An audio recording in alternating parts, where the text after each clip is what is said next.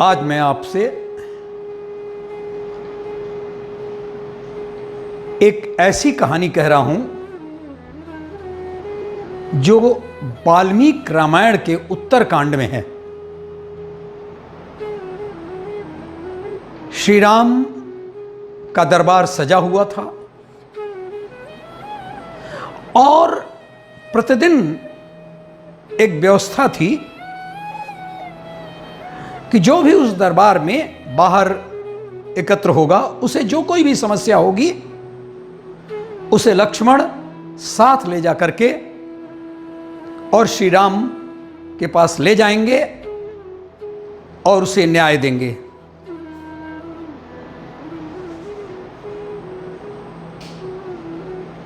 श्री राम ने कहा कि लक्ष्मण आप जाइए और बाहर देखिए, क्या कोई ऐसा भी व्यक्ति है जिसे कोई कष्ट है, भूख से पीड़ित है, अपमानित है, उसे दरबार में पेश कीजिए। श्री लक्ष्मण बाहर आए, किसी को नहीं देखे और फिर अंदर चले गए और कहे कि भगवान वहां तो कोई नहीं है, एक कुत्ता है वो भौंक रहा है, लेकिन उसकी बात तो समझ में नहीं आता। श्री राम ने कहा कि अवश्य बुलाया जाए, कुत्ते को बुलाइए, उसकी भी अपनी कोई फरियाद होगी, कोई अपनी बात होगी, कोई कष्ट से किसी तरह से पीड़ित होगा। श्री लक्ष्मण गए और बाहर जाकर के कुत्ते को बुलाए, चलो भाई अंदर। श्री राम का बुलावा आया है, कुत्ता गया और वहां पर जाकर के कहा कि प्रभु, पहले तो सीधे वो साष्टांग हो गया। श्री राम ने कहा कि बताओ क्या समस्या है आपकी, क्या कहना चाहते हैं आप। प्रभु, मैं रास्ते में बैठा हुआ था जिसमें उसी समय सर्वार्थ सिद्ध एक ब्राह्मण, इसी नाम से वो प्रसिद्ध है उस जगह पर, वो आ रहा था। मैं तो बैठा हुआ था, वो चाहता तो बगल से चला जाता, पता नहीं क्यों उसे क्रोध आ गया और मुझे 2 डंडे मार दिया। देखिए मेरे सिर से खून गिर रहा है, उसे बुलाया जाए और इसका उचित दंड दिया जाए। दरअसल पंडित जी नहा धो करके जा रहे थे और सच यह है कि सुबह ही जब चले तो पंडिताइन से भी कुछ वाद विवाद हो गया। इस वाद विवाद में कुछ विलंब भी हो गया और जब गए तो उस दिन कुछ भिक्षा नहीं अर्जित कर सके थे। चिंता यही थी कि हम क्या करेंगे, क्या खिलाएंगे, और इसी में एक कुत्ता मिल गया। कुत्ते का दोष नहीं था, लेकिन पंडित जी के पास तो क्रोध था, दिन भर का क्रोध, भिक्षा का न मांगना न पाना, पंडिताइन से आज सुबह दिन मुहूर्त बिगड़ जाना।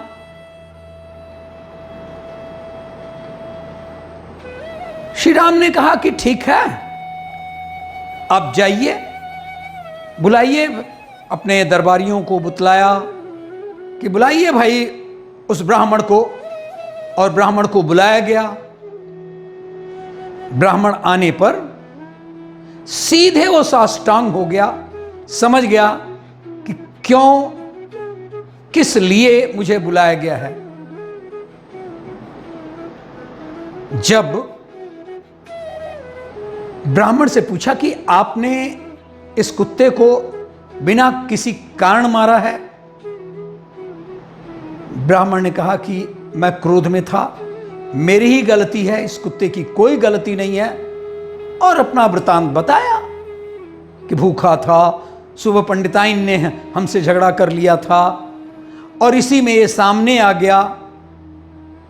मैं चाहता तो बगल से निकल सकता था, लेकिन नहीं, इसी को ऊपर क्रोध आ गया और मैंने मार दिया। आप जो भी सजा मुझे देना चाहें प्रभु, उसको दीजिए। बड़ा अलग सा प्रश्न था। उन्होंने मंत्रियों से अपने पूछा कि बताइए इसका दंड क्या है, क्या है इसे दंड दिया जाए। मंत्रियों ने कहा कि शास्त्र के अनुसार तो कोई ब्राह्मण को तो कोई दंड का विधान नहीं है, सजा का विधान नहीं है। इधर श्री राम भी चिंता में पड़ गए कि मंत्रियों ने शास्त्रों का हवाला देकर के बतलाया कि इसे तो इस बीच में अभी चिंता मग्न ही है। मंत्री भी सोच रहे हैं कि आखिरकार इसे दंडित कैसे किया जाए। कुत्ते ने कहा कि भगवान, इसे कलंजर जो मठ है, बहुत बड़ा मठ है, इसे मठाधीश बना दिया जाए। अरे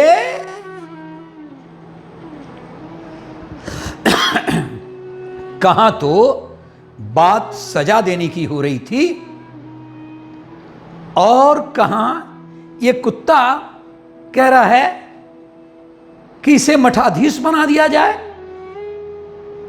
ऐसे मठाधीश में जो वहां का सबसे बड़ा मंदिर है, कलिंजर मंदिर, जहां पर नित्य बहुत आय होती है और जरूरत नहीं पड़ता किसी को कुछ करने की। खासकर मठाधीश तो अपने अंदर गद्दी पर बैठे रहते हैं, राग विराग करते रहते हैं और उनके जो शिष्य हैं वो एकत्र करते हैं, ब्राह्मण को देते हैं। ब्राह्मण इस तरह से बड़ा धनराज, बड़ा बड़ा महल, बड़ी बड़ी व्यवस्था का मालिक बन जाता है।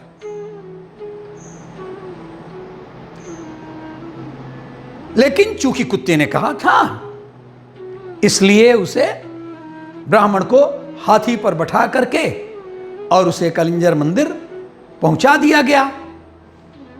अब इधर ब्राह्मण विदा हो गया और यहां पर पूछा भगवान ने मुस्कुराते हुए कि भाई, आपसे तो,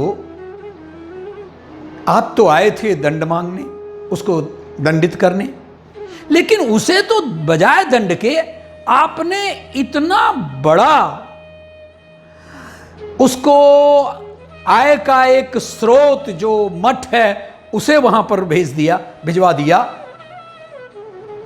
तो ये तो आप जो सजा चाहते थे वो न दे करके आप उसे बहुत बड़ा फायदा दिए। कुत्ता बोला, प्रभु मैं भी मठाधीश था। अरे, कुत्ता बोला मैं भी मठाधीश था प्रभु, जो कुछ भी धन आता उसका भोग करता, मेरे परिवार वाले भोग करते, जबकि ट्रस्ट के धन का अधिकार तो हमें नहीं था। और जो कुछ भी मुझसे गलत काम हुआ, आज प्रभु आपके सामने मैं कुत्ते की योनि में हूं, लोगों के डंडे खा रहा हूं। ये ब्राह्मण भी मठाधीश बनेगा, फिर कुत्ते की योनि में जाएगा, फिर लोगों के डंडे खाएगा, तो इसकी सजा पूरी होगी।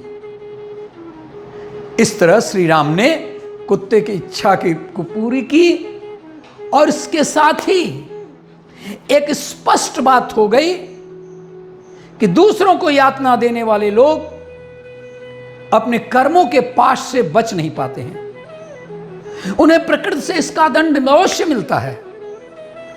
ट्रस्टीशिप का एक अच्छा उदाहरण, ट्रस्टीशिप अपनाने में आईटी उद्योग की प्रमुख कंपनी विप्रो के मुखिया अजीम प्रेम जी का नाम उदाहरणीय है।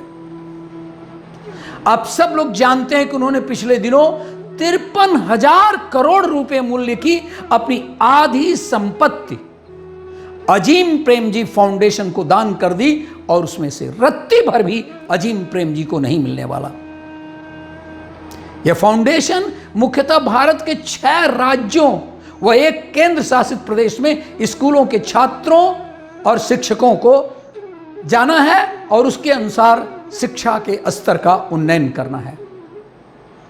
आज देश के केवल 5% उद्योगपति स्वेच्छा से ट्रस्टीशिप सिद्धांत का व्यवहार में प्रयोग कर रहे हैं। बाकी लोग तो उसका भोग कर रहे हैं। आपको बताऊं, आज जितने ट्रस्ट बने हैं, कोई विधवाश्रम के लिए ट्रस्ट बनाता है, कोई कन्याश्रम के लिए, कोई वृद्धाश्रम के लिए, कोई अनाथाश्रम के लिए, कोई स्कूल के लिए, कॉलेज के लिए। ये जितने भी ट्रस्ट हैं, ये सब जो इन स्रोतों से पाने वाली आमदनी को जरूर लगाते हैं संस्थाओं में, लेकिन एक बड़ा हिस्सा अपने प्रयोग में लाते हैं और करते कुछ नहीं है। ऐसे जो लोग भी अपने हित में ट्रस्ट से बनाए हुए, ट्रस्ट के अंदर जो चल रहे जो स्कूल हैं, कॉलेज हैं, विधवाश्रम हैं या अनाथाश्रम हैं, इनको निश्चय ही कुत्ते का जन्म प्राप्त होगा। हमें उतना ही लेना चाहिए जितना मैं उसमें अपनी सेवा दे रहा हूं। लेकिन कहीं ऐसा तो नहीं है कि हम ट्रस्टीशिप का सिद्धांत पालन नहीं कर रहे हैं। वो मंदिर से प्राप्त हो, स्कूल से प्राप्त हो, विधवाश्रम से प्राप्त हो, अनाथाश्रम से प्राप्त हो, वो हमारी संपत्ति नहीं है। जबकि मैं उसे, आप उसे, लोग उसे अपना मान लेते हैं कि यह हमारी आमदनी है, हमारी संस्था है, हम इसके मालिक हैं। ट्रस्टीशिप का मालिक होना अर्थ नहीं है। ट्रस्टीशिप का मतलब कि हम उस संस्था की केवल और केवल सेवा करने के लिए बने हैं।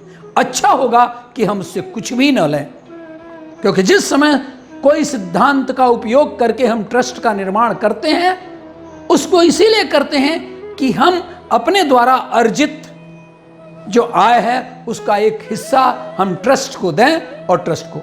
इसके विपरीत हम ट्रस्ट से पाने वाले आय को हम अपने या अपने परिवार में करते हैं। ऐसा महापाप है। ऐसा महात्मा गांधी का कहना है कि ट्रस्ट का मतलब, ट्रस्टीशिप का मतलब कि आप एक ट्रस्ट के मालिक नहीं, ट्रस्ट के व्यवस्थाकार हैं।